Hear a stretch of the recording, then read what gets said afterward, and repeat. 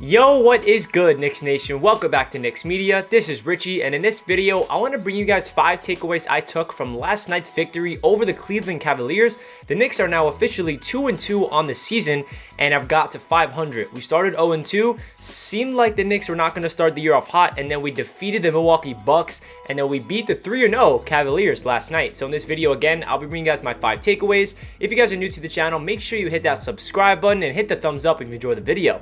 With that being said, let's jump right into my takeaways. So the first takeaway I got from the New York Knicks last night is they are really good at shooting the ball from beyond the arc. That was one thing that we did not think was going to happen going into this year. For those of you guys that do not know, the Knicks are currently in first place in three-point percentage in the entire NBA. That is mind-boggling. I don't expect this to maintain throughout the year, but the Knicks are shooting lights out. Last night, they shot really efficiently from beyond the arc, and this is just a really good sign because, like I mentioned, this was a huge part to the Knicks team that we did not expect. We knew that we lacked shooters, but people are stepping up. Reggie Bullock is shooting lights out. He had 5 3-pointers last night. Frank Ntilikina off the bench. Looks like he has a way better fluid jump shot. Julius Randle is like 8 for 12 or something crazy from beyond the arc so far this season. I don't think that's his exact numbers, but he's shooting incredibly efficient from beyond the arc so far.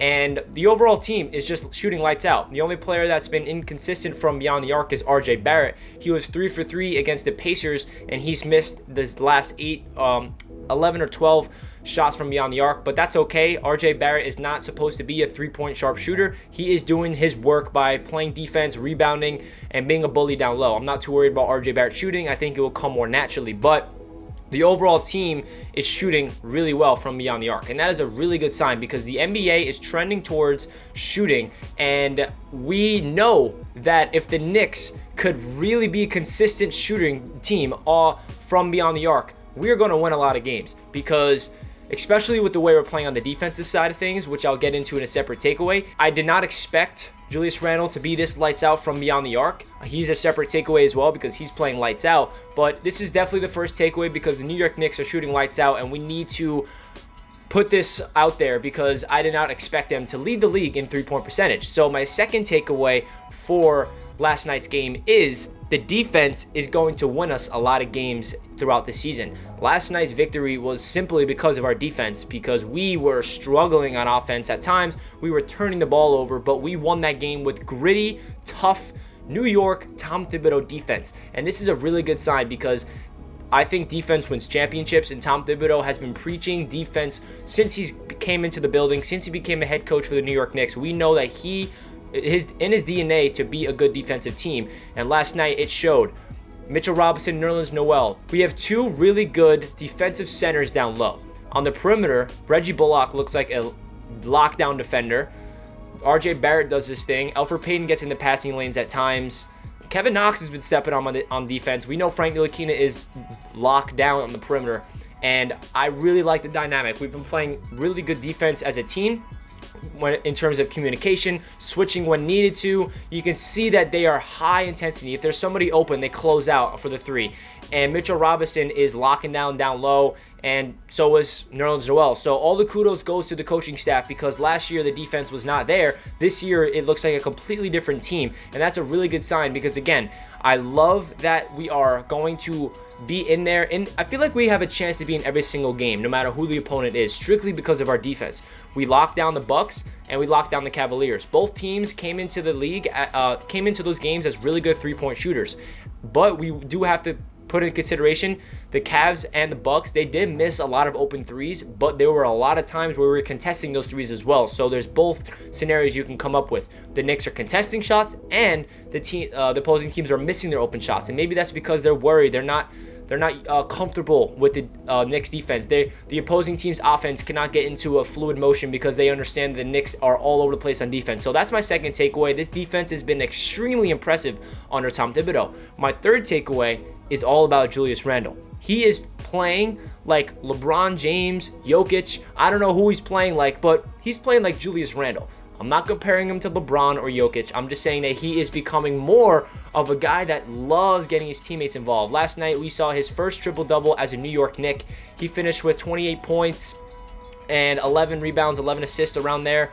And wow, Julius Randle is becoming an all-star. And if he can keep up this for the rest of the season, he will 100% be an all-star. The biggest question for Knicks fans, do we trade him at the trade deadline if he's playing this well? I think the answer to that question is, where are the New York Knicks? Are we in the playoff conversation? Because if we're in the playoff conversation and Julius Randle is playing this well, you do not trade him. It's that simple. He's a 26-year-old and he could be part of the future. I'm okay with that.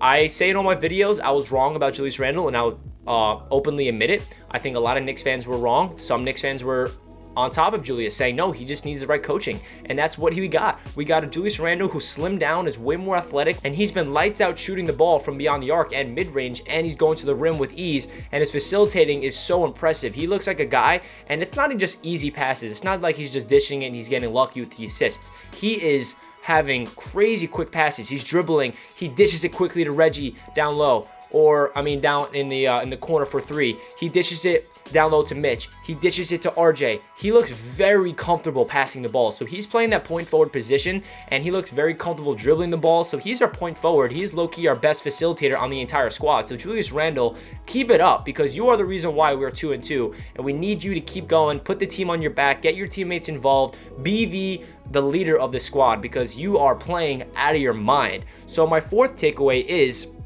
Tom Thibodeau's rotations are very interesting. Last night, we only saw 7 players in total play. So 3 players off the bench. Those 3 players were Kevin Knox, Nerlens Noel, Frank Ntilikina.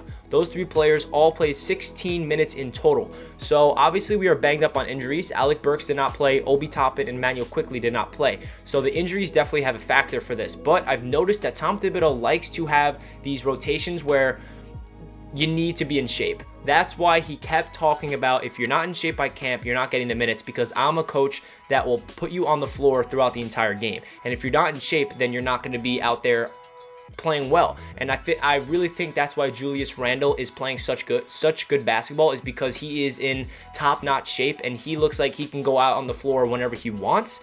RJ Barrett, for example, I don't think he's in the shape he needs to be in order to play under Tom Thibodeau yet. I think he'll get there, but at some times last night, I noticed RJ looked very lackadaisical with the ball. He looked very slow. He looked kind of fatigued. Maybe it's because that he's not used to playing all these minutes and he's getting used to it, but I'm not worried at all. I think throughout the course of the season, RJ is going to get in that shape like Julius Randle's in, and he's going to be running all around the floor and playing good basketball. So Tom Thibodeau's rotations I want to talk about because it's very unique. It's not something I'm used to. We do not have, deep players off the bench coming in. He's set on his players coming into the game, and if there's no injuries, those are the players he'll play. So only 3 players off the bench is very interesting. I don't expect that to happen when we're healthy, when Alec Burks is healthy and Obi and Emmanuel Quickley. I think he's going to have 10-man rotations again, but that's something to put into account because it's very interesting. So my last takeaway of today's video is we need to clean up the turnovers. Last night, we had around 27, 28 turnovers. That is absolutely inexcusable. We honestly should not have won that game with that amount of turnovers. The reason why we won is because of our defense. If our defense was not that good,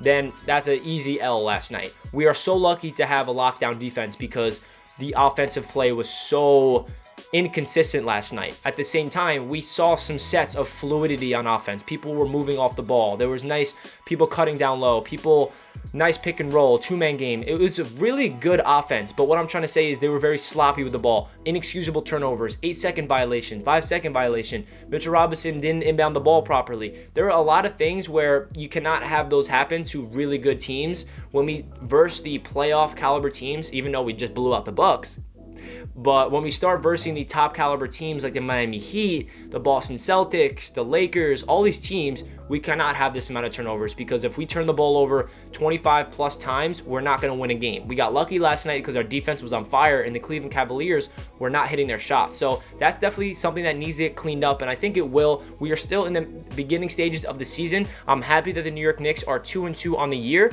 I think that throughout the course of the year, we're going to get better and better as time goes on. I do think that the Knicks are going to have some tough games where we're going to get back to reality and say, whoa, this team is not as good as we thought we are, but then there's going to be games like against the Bucks where we blow them out and say, holy crap, we are going to the finals. So it's going to be an up and down road for the New York Knicks. I think it's going to be just a roller coaster year, and I'm hoping that we can build on these wins and build a winning foundation with Tom Thibodeau and his coaching staff. I'm so happy to see the New York Knicks playing good basketball. We're 2-2 on the year. Our next opponent is the Toronto Raptors, and I'll be going live during that game, so stay tuned on the channel for that. Thank you guys so much for all the latest support here on Knicks Media. It means the world to me. If you guys are new, make sure you subscribe, hit the thumbs up if you enjoyed the video. That does it for this one. Happy New Year, and I hope you guys have a fantastic day. Let's go Knicks. Peace out.